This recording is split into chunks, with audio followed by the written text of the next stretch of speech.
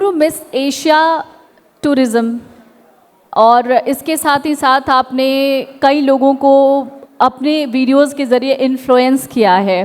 एक बहुत ख़ास सवाल जो सब आपके बारे में जानना चाहते हैं, आप इतना मुखर कैसे हैं? क्यों आपको डर नहीं लगता कुछ भी बोलने से? और कई बार आप कंट्रोवर्सीज़ में भी रही हैं, बावजूद इसके आपकी तरफ से कोई रिएक्शन क्यों नहीं आता? Hi Pallavi, thank you, you look so beautiful. जय श्री Thank राम देहरादून। आज खाना कम मिला है शायद। जय श्री राम देहरादून। अब मुझे लग रहा है कि मैं देवभूमि में आई हूँ। मैं बहुत एक्साइटेड थी भाई, आप लोग देवभूमि के रहने वाले हैं, आप पे आशीर्वाद हमसे थोड़ा ज़्यादा ही है कि नहीं?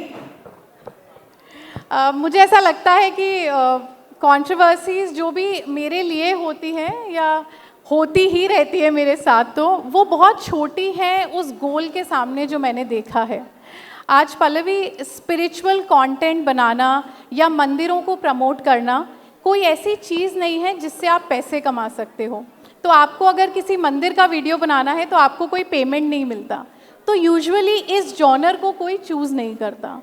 मेरा हमेशा से ये मकसद था कि मैं कुछ ऐसा करूं जिससे मेरे आने वाली जनरेशन्स, कल को मेरे बच्चे होंगे या वो बच्चे जो इंस्टाग्राम पे मुझे देखते हैं, वो सिर्फ ये ना सोचें कि हम कैमरे के सामने कुछ भी करेंगे and that is how we'll move forward. मैं चाहती थी कि मुझे जो लोग फॉलो करते हैं या जिस जनरेशन को मैं इंस्पायर करूं, वो या तो मेरा कल्चर आगे लेकर जाए या इंडियन लेगेसी आके लेके जाए, या फिर हमारी रिच हेरिटेज जैसे हमारे मंदिर, हमारे भगवान, उनकी कहानियाँ, उनकी कथाएँ उन्हें आगे लेकर जाएँ। रही बात ये कुंभ में जो हुआ या जो भी कंट्रोवर्सी मेरे साथ हुई, तो मुझे ऐसा लगता है डर की बात से ईमान की बात नहीं करोगे क्या? मुझे डर नहीं लगता, क्योंकि मैं बहुत छोटी थी जब मैंने अपनी जर्नी स्टार्ट की। मेरे पास सिर्फ 500 रुपये थे। आज मैं एक 12वीं पास लड़की थी और एक 12th पास लड़की के लिए अपनी खुद की फैक्ट्रीज़ लगाना, अपना खुद का बिजनेस करना और अकेले सब कुछ सिर्फ घर बैठ के करना, क्योंकि हमें रात को 6 बजे के बाद भी घर से निकलने का परमिशन नहीं था। तो मैं बिल्कुल अकेले घर से हाथ से कार्ड बना कर यहाँ तक पहुँची हूँ। तो जिसके पास कुछ भी नहीं होता ना, उसे कुछ खोने का कभी डर नहीं होता। दैट्स वाई आपको खोने का कोई डर नहीं है। मैंने अपना सब कुछ एक एक करके, एक एक ईंट जोड़कर, दिन रात एक करके पिछले 8 सालों में बिना कोई छुट्टी लिए अपने आप को बनाया है। तो अब मुझे नहीं लगता कि मुझे किसी चीज़ से डर लगता है। अच्छा, ये 500 रुपये से जो आपने इतनी बड़ी फैक्ट्रीज़ बना ली, लैंड खरीद लिया, घर खरीद लिए, घर बना लिए, ये सब कैसे पॉसिबल हुआ? मतलब सुनने में बहुत अजीब लगता है कि सिर्फ एक 500 रुपये का नोट, जब आज हम उस 500 रुपये के नोट को लेकर बाज़ार जाते हैं तो शायद 2 दिन की सब्ज़ी भी उसमें नहीं आ पाती है। उस 500 रुपये से पूरा इतना बड़ा एक तो फ़ैन बेस खड़ा कर लेना और उसके बाद सब कुछ बना लेना, ये कैसे पॉसिबल हो पाया? पल्लवी, आज करीब 200 से ऊपर लड़कियों को मैंने अडॉप्ट किया है, उनकी एजुकेशन का खर्चा मैं उठा रही हूँ। करीब 9 शेल्टर होम्स रन कर रही हूँ। 9 शेल्टर होम्स में अप्रॉक्सीमेटली 150 स्ट्रे डॉग्स मैंने अडॉप्ट किए हैं। उसके अलावा मेरी फैक्ट्रियों के थ्रू हम 250 से ऊपर महिलाओं को ट्रेन कर रहे हैं। 4 फैक्ट्री, 2 रिटेल स्टोर, और उन सब के थ्रू भी हमेशा मेरी कोशिश रहती है कि वही बच्चे जो 12वीं पास हैं, जिनके पास डिग्रियां कम नहीं हैं, जिनके फादर मदर नहीं हैं, उन बच्चों को मैं अपने पास रखूं।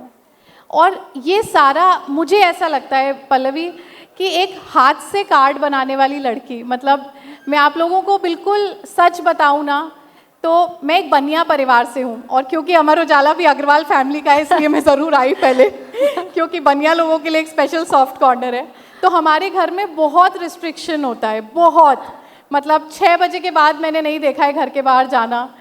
मारवाड़ी हैं, घाट चोला मैं आज भी पहनी हूँ। यही मारवाड़ी साड़ियाँ हमारे घर में चलती थी। 23 साल में शादी हो जाती है। हमारे ऊपर मैक्सिमम इन्वेस्टमेंट जो किया जाता है वो हमारी शादी पे किया जाता है, उससे ज़्यादा नहीं किया जाता। तो मेरे लिए बहुत बहुत मुश्किल था। मेरे कभी फ्रेंड्स नहीं रहे, कुछ भी नहीं रहा। मैं घर से कार्ड बनाती थी, हैंडमेड कार्ड, और ऑटो से डिलीवर करने जाती थी ग्वालियर में। 200 रुपये का, 250 रुपये का, 500 रुपये का, ऐसे छोटे छोटे ऑर्डर लेती थी। और इंस्टाग्राम पे भी आईडी मैंने इसलिए बनाया क्योंकि मेरे पापा को इंस्टाग्राम चलाना नहीं आता था और वो फेसबुक पे थे, तो उनसे छुप के मैं इंस्टाग्राम पे कार्ड बेचती थी। और धीरे धीरे मतलब उसके लिए भी आपने सदर बाज़ार सुना है दिल्ली का? किस किस ने सुना है? सदर बाज़ार सुना है? सुना है।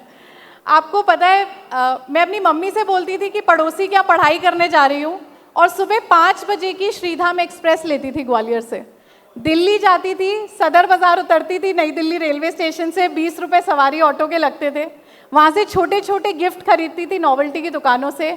6:40 की जीटी एक्सप्रेस चलती थी, उसके फर्स्ट एसी में आती थी जिससे माल लेकर आ सकूँ अपने साथ, और हाथ में वो सारे टॉयज़ वो नीली थैलियों में मैं लेकर ग्वालियर पहुँचती थी 10:30, और रेलवे स्टेशन से घर, मम्मी मैं आ गई पढ़ाई करके। और वो जो सारा सामान मैं सदर बाज़ार से लाती थी, उस सब की फ़ोटो खींच खींच के मैं इंस्टाग्राम पे डालकर उसे बेचती थी। और लड़कियों के साथ ये भी रिस्ट्रिक्शन होता है क्योंकि कोई दोस्त नहीं थे लड़के, या कोई ऐसा नहीं था जिससे बोलूँ 10 लाख की एंट्री दे दो फैक्ट्री लगानी है, 5 लाख कैश भेज दो फैक्ट्री लगानी है, तो मेरे पास कोई इन्वेस्टर नहीं था। आज भी मेरी जितनी फैक्ट्री हैं जो भी हैं, ना मेरे पास कोई पार्टनर है, ना मेरे पास कोई इन्वेस्टर है। मुझे लगता है ये सब उन बच्चों की दुआएं हैं कि उनको लगता था कि हाँ ये दीदी हमारे लिए कर पाएंगी, और इसीलिए पिछले 8 सालों में मतलब एक 12वीं पास लड़की का ग्वालियर से होकर अमर उजाला के स्टेज तक आना, ये मेरे लिए किसी चमत्कार से कम नहीं है।